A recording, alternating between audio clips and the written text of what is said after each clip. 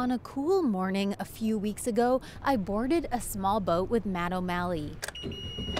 He's a lawyer with the environmental group San Diego Coastkeeper. We set out from Shelter Island. After 45 minutes riding through some very choppy waters, we rounded Point Loma and stopped at a spot 4 miles off Ocean Beach. You come out to a place like this, you see how quiet it is, how pristine, how beautiful it is. While 4 miles sounds like a lot, you could clearly see houses on shore. I mean, you know that some of these people are going to be out here looking at this. This is where Rose Canyon Fisheries would go. It's an aquaculture project proposed by a private investor firm and the Hub SeaWorld Research Institute that would produce 11 million pounds of yellowtail and sea bass a year. O'Malley equates it to industrial farming.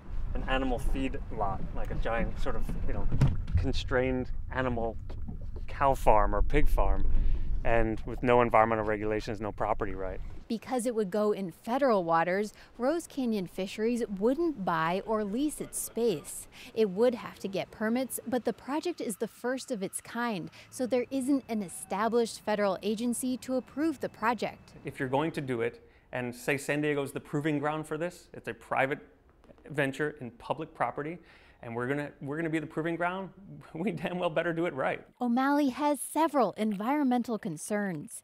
The 11 million pounds of fish will create a lot of, well, fish poop. He says that waste could hurt the water below the farm and the ocean floor and could lead to algae blooms. Fish could also escape the cages and then breed with wild populations, hurting their genetic diversity. Diseases in the farm could also spread to wild populations. And he says marine mammals like sea lions will be attracted to all of those cage fish.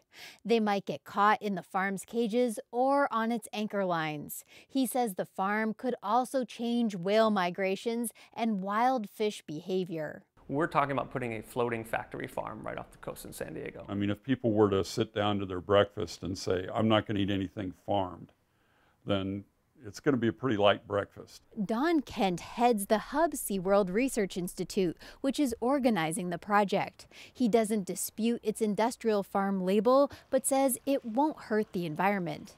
He says they're using thick lines and plastic nets that won't entangle marine mammals. He's done modeling to show the farm is in deep enough water to dilute the fish poop. The cages are designed so the fish won't escape, and even if they did, they won't have diseases to spread.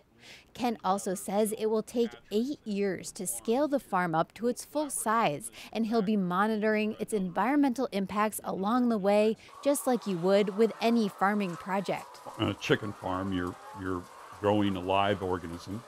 You have to feed it. You have to keep it healthy.